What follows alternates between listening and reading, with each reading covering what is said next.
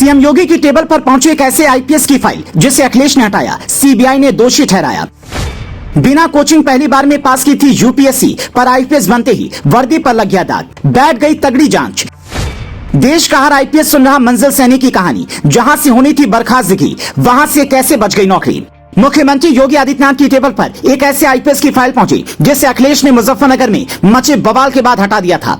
CBI ने अपनी जांच में इस आईपीएस को दोषी ठहरा दिया था। यूपी के पूर्व डीजीपी विक्रम सिंह तक ये कहने लगे थे कि ऐसे केस में नौकरी जाना तय है, पर सीएम योगी के पास जो फाइल थी उसमें कुछ और लिखा था। उस फाइल में ऐसा क्या लिखा था जिसने आईपीएस मंजिल सैनी की नौकरी बचा ली, वो बताएं। उससे पहले सुनिए मंजिल सैनी की संघर्ष की वो कहानी जो हर युवा को आईपीएस आईएएस बनने की प्रेरणा देगा। 19 सितंबर 1975 को दिल्ली में जन्मी मंजिल सैनी शुरू से ही पढ़ने लिखने में काफी तेज तर्रार थी। दिल्ली स्कूल ऑफ इकोनॉमिक्स की टॉपर रही मंजिल गोल्ड मेडलिस्ट हैं। फिर प्राइवेट नौकरी की, 3 साल तक प्राइवेट नौकरी के बाद जसपाल से मिली और साल 2000 में लव मैरिज कर ली।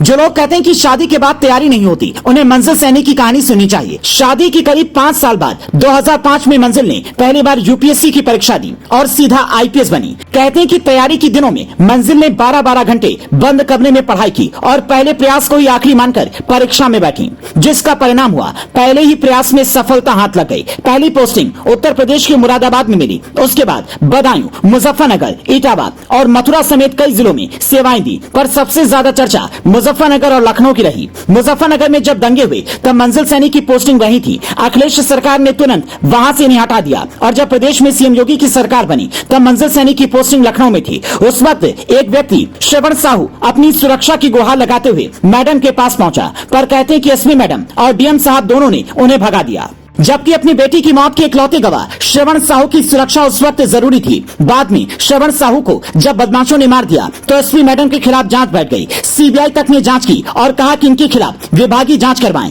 इन्होंने गवाह को सुरक्षा देने में लापरवाही की, पर जब विभागीय जांच हुई और सीएम योगी के पास जांच वाली फाइल पहुंची तो उसमें लिखा था 2005 बैच की आईपीएस मंजिल सैनी की लापरवाही के कोई सबूत नहीं मिलते। श्रवण साहू ने सुरक्षा मांगी थी, पर इनके बयान और जांच के आधार पर यह नहीं कहा जा सकता ये दोषी हैं। यह फाइल पढ़ने के बाद सीएम योगी ने आईपीएस मंजिल सैनी के खिलाफ जांच बंद करने के आदेश दे दिए।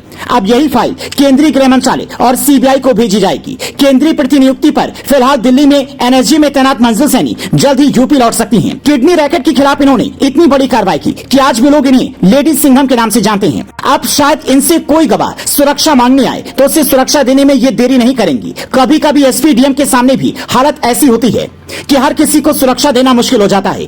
कई रिटायर्ड आईपीएस कहते हैं कि जब कोई एसपी एक जिला संभाल रहा होता है तो उसके पास संसाधन सीमित होते हैं, तो कभी कभी उसे मैनेज करना मुश्किल हो जाता है। शायद आईपीएस मंजिल सैनी के लिए भी उस वक्त ऐसी ही परिस्थितियां थीं। जो आईपीएस वर्दी के गुमान में जनता को कुछ नहीं समझते, उन्हें भी आईपीएस मंजिल सैनी की कहानी से सीख लेनी चाहिए कि आपका काम सिर्फ भौकाल जमाना नहीं बल्कि जनता को सुरक्षा देना है। अगर कोई आईएएस आईपीएस आपको भौकाल दिखाए तो उसे भूले नहीं बल्कि उसकी शिकायत जरूर करें और कमेंट करके बताएं ताकि आगे वो किसी के साथ गलत बर्ताव न करे।